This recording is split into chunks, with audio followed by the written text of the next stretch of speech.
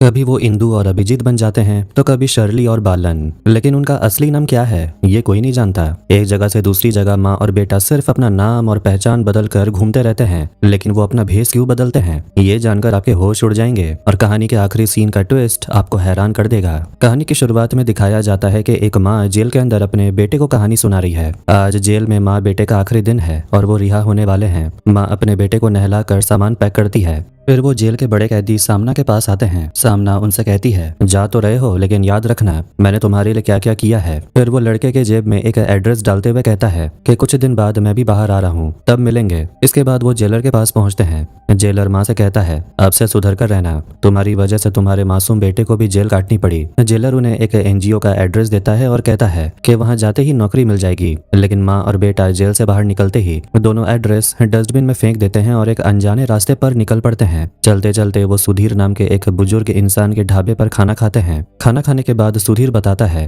कि 170 रुपए का बिल हुआ है। माँ कहती है उसके पास फूटी कौड़ी भी नहीं है। दयालु सुधीर बिना पैसे लिए ही उन्हें जाने देता है। तभी माँ कहती है कि वो दुनिया में बिल्कुल अकेले हैं और उन्हें काम की सख्त जरूरत है। सुधीर कहता है कि इस छोटी सी होटल में उसकी खुद की गुजर बसर मुश्किल से हो रही है, वो पगार कैसे देगा। माँ कहती है कि हमें पैसे नहीं चाहिए, बस खाने के लिए खाना और सोने के लिए जगह दे दीजिए। जब सुधीर उनका नाम पूछता है तो माँ अपना नाम इंदु और बेटे का नाम अभिजीत बताती है। वो ये भी बताती है कि अभिजीत के पापा मर चुके हैं। सुधीर पहले तो मना करता है लेकिन फिर उन्हें अपने होटल की देखभाल के लिए रख लेता है। कुछ ही दिनों में इंदु अपने मेहनत से होटल का माहौल पूरी तरह बदल देती है। होटल में कस्टमर्स की भीड़ जुटने लगती है और अच्छी कमाई होने लगती है, जिससे सुधीर भी बहुत खुश हो जाता है। लेकिन एक दिन इलाके का एक स्थानीय आदमी इंदु की तरफ इशारा करके सुधीर से पूछता है, ये औरत कौन है। इस पर सुधीर नीच नीयत से इंदु का नाम लेते हुए कहता है, ये मेरी खास औरत है। वो आदमी ये सुनकर पूछता है, क्या तुमने शादी कर ली। सुधीर कहता है, शादी करूंगा तो दावत दूंगा ना। दूर से इंदु ये सब सुन रही थी। उस आदमी के जाने के बाद सुधीर इंदु को अपने घर की चाबी देते हुए कहता है, अब से तुम लोगों को होटल में सोने की जरूरत नहीं है, तुम मेरी बेटी और पोते की तरह मेरे घर पे रहोगे। रात को जब सुधीर काम खत्म करके घर लौटता है तो देखता है कि घर में ना तो इंदु है और ना ही अभिजीत। वो चाबी भी वहीं छोड़कर चले गए थे। रास्ते में अभिजीत माँ से पूछता है, माँ हम सुधीर दादा का घर छोड़कर क्यों आ गए। माँ कहती है, हम अपने हिसाब से जी सकते हैं, किसी का एहसान तले नहीं। फिर अभिजीत पूछता है, हमारी अगली कहानी क्या होगी और मेरा नाम क्या रहेगा। माँ उसके कान में नया नाम बता देती है। असल में इंदु और अभिजीत उनके असली नाम है ही नहीं। यहाँ तक कि पति की मौत वाली कहानी भी झूठी है। वो अलग अलग जगहों पर अपनी पहचान बदल कर काम करते हैं और कहीं भी ज्यादा दिनों तक टिकते नहीं थे। जैसे ही कोई उनसे आईडी कार्ड मांगता या फिर शादी का लालच देता, वो तुरंत वो जगह छोड़कर भाग जाते हैं। लेकिन वो बार बार अपना नाम और पहचान क्यों बदल रहे हैं ये राज आपको आगे पता चलेगा। एक दिन लड़का अपनी माँ से पूछता है, क्या मुझे अपनी सारी कहानियां याद रखनी होगी। माँ कहती है, ये मैं तुम्हें बाद में बताऊंगी। इसके बाद वो एक नई जगह पहुंचते हैं जहाँ माँ अपना नाम मैरी और बेटे का नाम बनी रख लेती है। वहाँ मैरी एक जगह काम कर रही होती है। तभी अचानक वही आदमी आ धमकता है जो सुधीर के होटल में आया था। उस आदमी को देखते ही मैरी बुरी तरह डर जाती है। वो आदमी उसे देखते ही बोलता है, अच्छा तो आप इंदु है ना, अब यहाँ काम करती हैं। मैरी तुरंत मुकर जाती और कहती है, आप गलत समझ रहे हैं, मेरा नाम इंदु नहीं है और मैं तो आपसे पहली बार मिल रही हूँ। जब वो आदमी लड़के का नाम पूछता है तो मैरी कहती है कि इसका नाम बनी है। वो आदमी मैरी से उसके पति, घर बार और पुरानी बातों के बारे में सवाल करने लगता है। फिर वही बातें वो छोटे लड़के बनी से भी पूछता है, लेकिन बनी बिल्कुल अपनी माँ की सिखाई बात दोहराता है और वही जवाब देता है जो मैरी ने कहा था। ये देखकर वो आदमी पूरी तरह उलझन में पड़ जाता है और सोचने लगता है शायद वो गलत था। तभी वहाँ का ठेकेदार उस आदमी को डांट कर भगा देता है और मैरी से कहता है, अब आपको कोई परेशान नहीं करेगा, आप कल से काम पर आ सकती हैं। लेकिन मैरी अपनी पोल खुलने के डर से वो काम भी छोड़ देती है। इसके बाद वो एक नई जगह पहुंचते हैं। वहाँ माँ अपना नाम वंदना और बेटे का नाम मोनू रख लेती है। वो एक बहुत ही भली औरत के घर पर काम करने लगते हैं। वो मालकिन इतनी अच्छी थी कि वो अपने खुद के बेटे का खाना भी मोनू को दे देती थी। एक दिन वो औरत वंदना से कहती है कि अब तुम्हें इस तरह बेसहारा घूमने की जरूरत नहीं है, ये लो कुछ कागजात और अपना आईडी कार्ड बनवा लो ताकि तुम किसी अच्छी जगह रह सको। वंदना अपने बेटे के साथ आईडी कार्ड बनवाने जाती है, लेकिन जब वो लौटते हैं तो उन्हें पता चलता है कि एक सड़क हादसे में उस मालकिन के बेटे की मौत हो गई है। ये दुखद खबर सुनते ही वो तुरंत वो शहर छोड़ने के लिए बस स्टैंड पहुंच जाते हैं। बस स्टैंड पर वंदना देखती है कि एक दिमागी रूप से बीमार औरत खाने के लिए तड़प रही है। वंदना वंदना जब उसे खाना देती है तो वो औरत गुस्से में वंदना का बैग छीनकर कपड़े बिखेरने लगती है। कपड़े समेटते वक्त वंदना की नजर नीचे गिरे एक आईडी कार्ड पर पड़ती है जो उस बीमार औरत का था। उस पर नाम लिखा था शर्ली। वंदना उसे खाना देकर चुपचाप वो आईडी कार्ड अपने पास रख लेती है। अब माँ का नया नाम शर्ली हो जाता है। इसके बाद शर्ली अखबार में नौकरी का ऐड देखती है जहाँ एक होम मेकर की जरूरत थी। अगले दिन शर्ली फोन बूथ से उस नंबर पर कॉल करती है। सामने से आदमी बताता है कि घर में एक बुजुर्ग औरत अकेली रहती है, उनके घर वाले बाहर रहते हैं। वो औरत काफी गुस्सैल है और किसी से सीधे मुंह बात नहीं करती, बस उनकी देखभाल करनी होगी। शर्ली अपनी बेटे को लेकर बताए गए पते पर उस बड़े से घर पहुंच जाती है। बाहर से आवाज लगाने पर भी जब अंदर से कोई जवाब नहीं देता तो वो देखते हैं कि दरवाजा खुला हुआ था, इसलिए शर्ली और उसका बेटा चुपचाप घर के अंदर दाखिल हो जाते हैं। घर में घुसने के बाद वो इधर उधर देखते हैं लेकिन कोई नजर नहीं आता।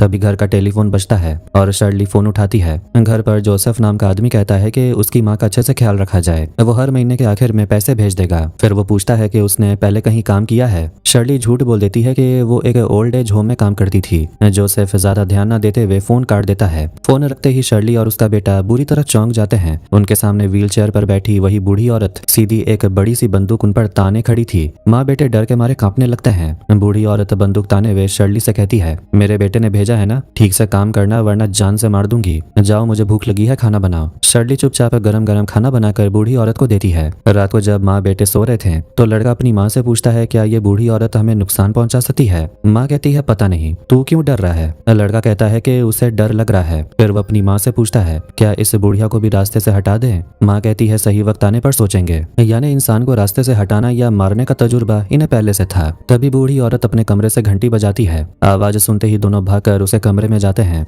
बूढ़ी औरत की तबीयत बिगड़ रही थी तो शर्ली उसे इनहेलर देकर शांत करती है। अगले दिन शर्ली उसे पूछती है, आप किसी से ठीक से बात क्यों नहीं करती, यहाँ तक कि अपने बेटे से भी नहीं? बूढ़ी औरत कहती है, मेरे पति ने अंग्रेजों से लड़ाई लड़ी थी, मेरा बेटा उन्हीं के देश में जाकर बस गया, फिर मैं उससे बात क्यों करूँ? एक वक्त था जब ब्रिटिश आर्मी मेरे पति को ढूंढते हुए आई थी और मुझ पर बहुत अत्याचार किया था, फिर भी मैंने मुंह नहीं खोला। उस दर्द के आगे ये दर्द तो कुछ भी नहीं। उसी दिन शर्ली अपने बेटे का दाखिला स्कूल में कराने ले जाती है। वहाँ वो अपना नाम रजनी और बेटे का नाम वासुदेव बताती है। असल में वासुदेव उसी मरे हुए लड़के का नाम था जिसका एक्सीडेंट हो गया था। स्कूल में एडमिशन कराने के बाद वो अपने बेटे की स्कूल यूनिफॉर्म सिलवाने दर्जी के पास जाती है। वैसे इस लड़के का असली नाम बालन था। अगले दिन सुबह बालन बूढ़ी औरत के कमरे में जाता है तो देखता है कि वो अपनी पिस्तौल साफ कर रही थी। बालन पूछता है, क्या तुम गोली मारकर हमें मार दोगी? बूढ़ी औरत कहती है, अभी तो नहीं सोचा, मगर मार भी सकती हूँ। बालन तुरंत बोल पड़ता है, तुम हमें मारो, इससे पहले कि हम तुम्हें मार देंगे। चाय में जहर मिलाकर पिला देंगे, तुम्हें पता भी नहीं चलेगा।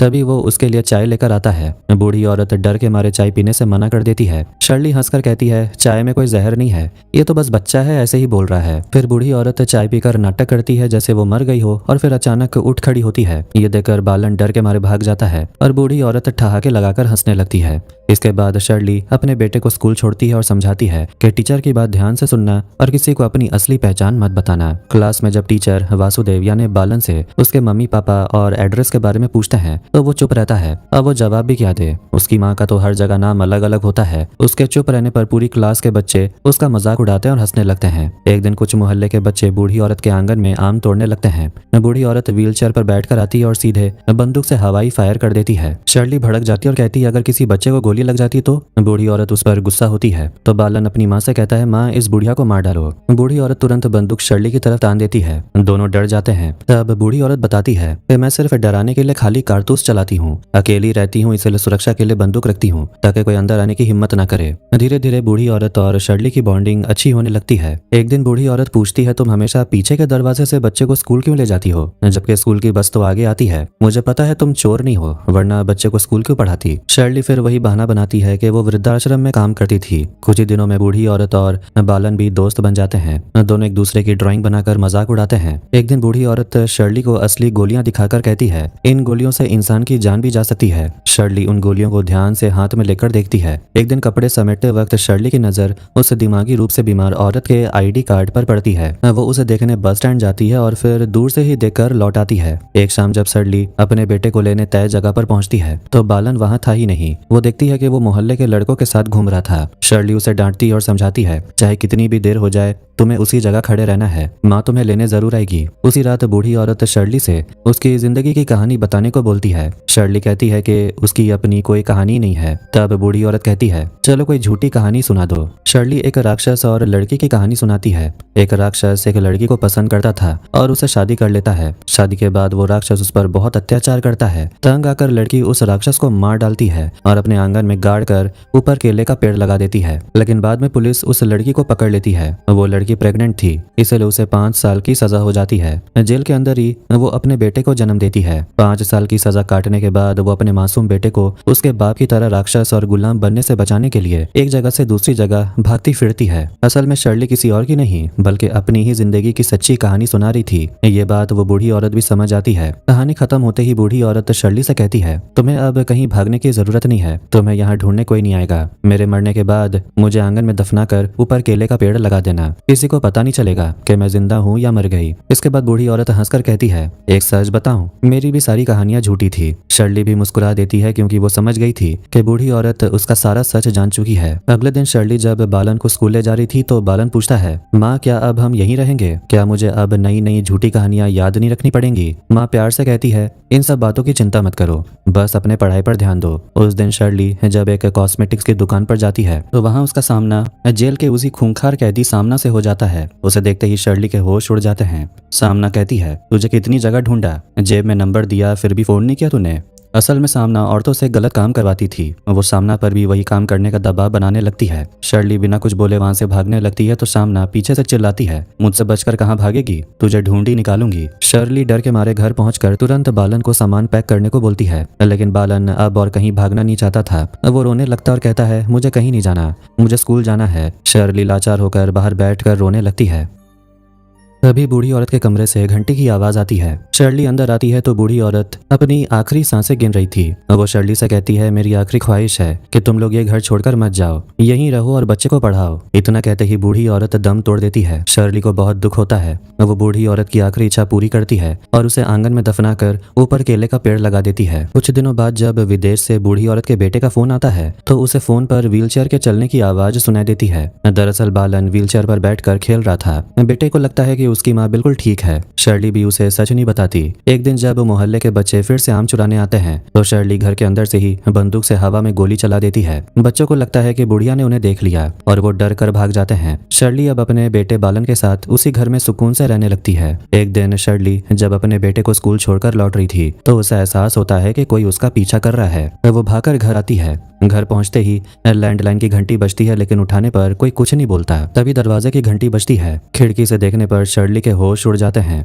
बाहर वही खूंखार कैदी सामना खड़ी थी। वो बेल बजाता रहता और चिल्लाता है, जब तक दरवाजा नहीं खोलोगी मैं यहीं खड़ा रहूंगा। लाचार होकर शर्ली दरवाजा खोलती है। सामना अंदर घुसते ही दबंगी दिखाने लगती है। जेल में मैंने तेरा इतना ख्याल रखा और तू मुझे भाव भी नहीं दे रही है। इस आलीशान घर में मजे से रह रही है। सुना था यहाँ कोई बुढ़िया रहती है, कहाँ है वो? शर्ली झूठ बोलती है, वो हॉस्पिटल में है। सामना मजाक उड़ाते हुए कहती है, या फिर उसके टुकड़े टुकड़े करके जमीन में गाड़ दिया। तेरी तो पुरानी आदत है ना। फिर वो कहता है, मेरी 2 लड़कियां आ रही हैं, वो यहीं रहकर धंधा करेंगी और तेरा भी मार्केट में बहुत डिमांड है। वो अपने मोबाइल से उन दोनों लड़कियों को बुलाने के लिए फोन मिलाने लगता है। शर्ली समझ आती है कि अगर वो यहाँ आ गई तो उसकी जिंदगी नरक बन जाएगी। वो पहले तो चाय में जहर मिलाने का सोचती है, लेकिन फिर मौका देखकर बंदूक निकालकर सामना को गोली मार देती है। उधर स्कूल में बालन की प्रेजेंटेशन बहुत बढ़िया रहती है और वो क्लास में फर्स्ट आता है। सब उसकी तारीफ करते हैं और उसका एक नया दोस्त भी बन जाता है। इधर घर पर शर्ली खून के धब्बे साफ कर रही होती है, तभी फिर से फोन बजता है। फोन उस आदमी का था जिसने उसे यहाँ होम केयर की नौकरी दिलाई थी। वो बताता है कि दोपहर 2 बजे बुढ़िया का बेटा और बहू ब्रिटेन से सरप्राइज देने आ रहे हैं, उन्हें मत बताना। ये सुनते ही शर्ली के हाथ पांव फूल जाते हैं। जैसे ही दोपहर में वो आदमी मकान का दरवाजा खोलकर अंदर कदम रखता है, शर्ली बिना सोचे समझे उस पर भी गोली चला देती है। सीन शिफ्ट होता है। बालन रोज की तरह उसी तय जगह पर अकेला खड़ा अपनी माँ का इंतजार कर रहा था। उसकी माँ ने कहा था, चाहे कितनी भी देर हो जाए मैं लेने जरूर आऊंगी, इसलिए वो वहीं डटा रहता है। दूसरी तरफ पुलिस स्टेशन में एसआई पवित्रन के खिलाफ एक शिकायत आती है। सीआई फ्रांसिस उसे बुलाकर डांटता है।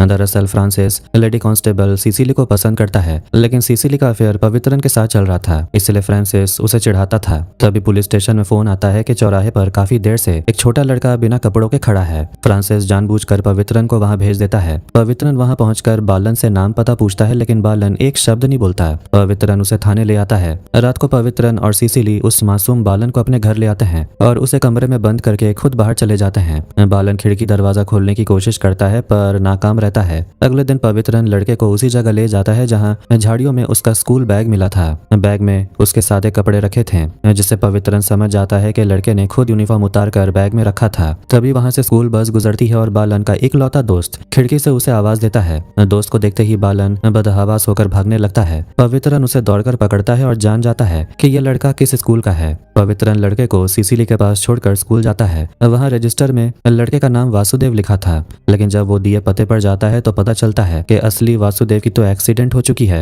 और वो मर चुका है। पवित्रन लड़के की फोटो लेकर इलाके में पूछताछ करता है। उधर थाने में बालन पुलिस वालों की नजर बचाकर चुपचाप भाग निकलता है। तलाश करते करते पवित्रन उसी बड़े बंगले यानी कि बूढ़ी औरत के घर के बाहर पहुंचता है। वहां क्राइम ब्रांच की टीम पहले से मौजूद थी जो शर्ली के किए गए मर्डर केस की जांच कर रही थी। पवित्रन दूसरे पुलिस ऑफिसर से पूछता है, क्या इस घर में कोई छोटा लड़का रहता है? ऑफिसर कहता है, नहीं, यहाँ सिर्फ औरत और आदमियों के कपड़े और लाशें मिली हैं, किसी बच्चे का तो नामो निशान नहीं मिला। ये सुनकर पवित्रन सन्न रह जाता है। ये सब शर्ली का रचा हुआ एक मास्टर प्लान था ताकि उसका बेटा बालन कभी पुलिस या किसी जुर्म के लपेटे में न आए। एक तरफ बालन का कोई सुराग न मिलने पर पवित्रन पुलिस स्टेशन लौटता है तो दूसरी तरफ बालन सिसिली के पास से भाग निकलता है। सिसिली पर ध्यान न देने का इल्जाम लगाकर पवित्रन सबके सामने उसकी बेइज्जती कर देता है, जैसे सिसिली भी उससे रिश्ता तोड़ लेती है। पवित्रन का गुस्सा बालन पर फूटता है क्योंकि उसी की वजह से उसका प्यार छूट गया था। वो बालन की फोटो पर सिगरेट से आग लगा देता है। अब इसके बाद कई साल बीते जाते हैं और बालन अब बड़ा हो चुका है। बड़ा होकर बालन बस से उसी बस स्टॉप पर उतरता है जहां उसकी मां ने उसे रुकने को कहा था।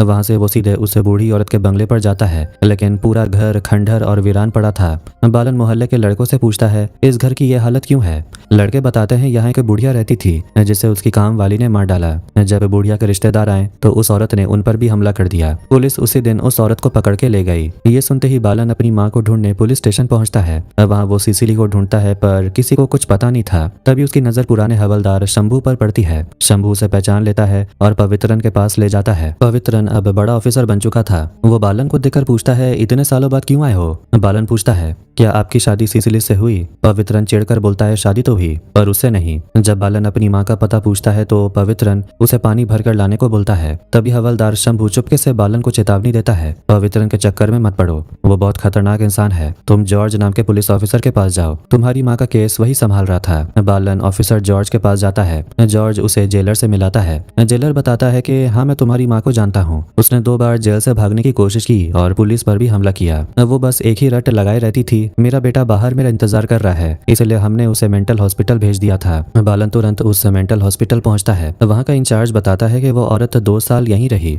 दवा देने पर चुपचाप कोने में बैठकर बेटा बेटी करती रहती थी। सजा खत्म होने पर भी जब उसे कोई लेने नहीं आया तो हमने उसे यहीं रखा, लेकिन कुछ दिन पहले उसका भाई आया और उसे अपने साथ ले गया। बालन हैरान होकर पूछता है, भाई? मेरी माँ का तो मेरे सिवा कोई नहीं, उनका नाम क्या था? इंचार्ज कहता है, पवित्रन। यानी पवित्रन ने बालन से बदला लेने के लिए उसकी माँ को पागल खाने से उठा लिया था। बालन सीधे पवित्रन के पास पहुंचता है और चिल्लाकर अपनी माँ के बारे में पूछता है। पवित्रन जहरीली मुस्कान के साथ कहता है, बहुत भागता था ना तू, अब ढूंढ ले अपनी माँ को, और सुन, तू शिकायत भी नहीं कर सकता क्योंकि तेरे पास अपना नाम और बर्थ सर्टिफिकेट तक नहीं है। हवलदार शंभू फिर बालन को समझाता है, पवित्रन तुमसे बहुत नफरत करता है क्योंकि उसकी लव लाइफ तुम्हारी वजह से बर्बाद हुई थी। अगले दिन बालन फिर पवित्रन के केबिन में घुस जाता है। पवित्रन उस पर चिल्लाता है, अगर ज्यादा ड्रामा किया तो तुझे पुराने केस में अंदर ठूंस दूंगा, तेरी माँ को टुकड़ों में काट कर बहा दूंगा, तू उसे कभी ढूंढ भी नहीं पाएगा। तभी बालन एक ऐसा दांव खेलता है कि पवित्रन के होश उड़ जाते हैं। बालन कहता है, अगर मैं आपको आपका मोस्ट वांटेड क्रिमिनल अब्बास पकड़ा दूं तो क्या आप मेरी माँ को छोड़ देंगे?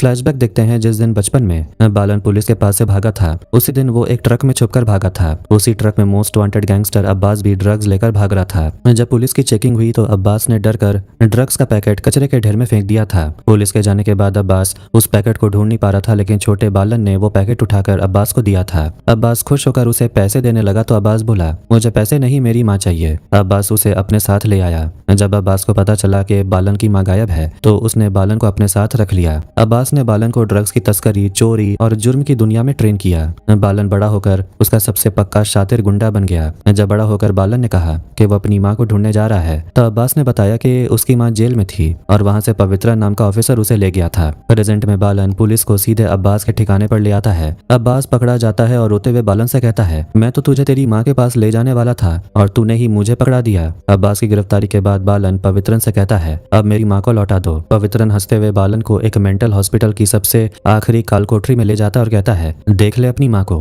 बालन कांपते हाथों से दरवाजा खोलता है और रोते हुए माँ पुकारता है। अंदर बैठी औरत जैसे ही पीछे मुड़ती है, पवित्रन के पैरों तले जमीन खिसक जाती है। अंदर बालन की माँ नहीं बल्कि वही पगली औरत बैठी थी। अब पूरा सच सामने आता है। उस दिन जब शर्ली को फोन का पता चला कि बुढ़िया का बेटा दोपहर 2 बजे आ रहा है, तब शर्ली बस स्टैंड से उसी दिमागी रूप से बीमार औरत को ले आई थी। जब बेटा घर आया तो शर्ली ने उसे पागल औरत के हाथ में पिस्टल थमा दी और खुद पीछे के दरवाजे से भाग निकली। उसने उस पगली औरत के गले में शर्ली वाला आईडी कार्ड टांग दिया था। पुलिस ने उस पागल औरत को ही शर्ली समझकर गिरफ्तार कर लिया और वही पागल खाने में बंद थी, यानी शर्ली कभी पुलिस के हाथ आई ही नहीं थी। ये सच जानते ही बालन सीधे उसी पुरानी तय जगह पर भागता हुआ पहुंचता है जहां उसकी मां ने इंतजार करने को कहा था। बालन वहां गुमसुम बैठा ही था कि पीछे से एक हाथ उसके कंधे पर आता है। उसकी मां शर्ली मुस्कुराते हुए कहती है, मैंने कहा था ना, चाहे जितनी भी देर हो जाए तेरी माँ तुझे लेने जरूर आएगी। बालन अपनी माँ को देखता है और पूछता है, माँ हमारी अगली कहानी क्या होगी? माँ उसके कान में नया नाम और नई कहानी बताती है और दोनों एक दूसरे का हाथ पकड़कर एक नई पहचान के साथ अंधी दुनिया में निकल पड़ते हैं। और इसी जबरदस्त माइंड बेंडिंग ट्विस्ट के साथ ये बेहतरीन थ्रिलर फिल्म यहीं पर एंड होती है।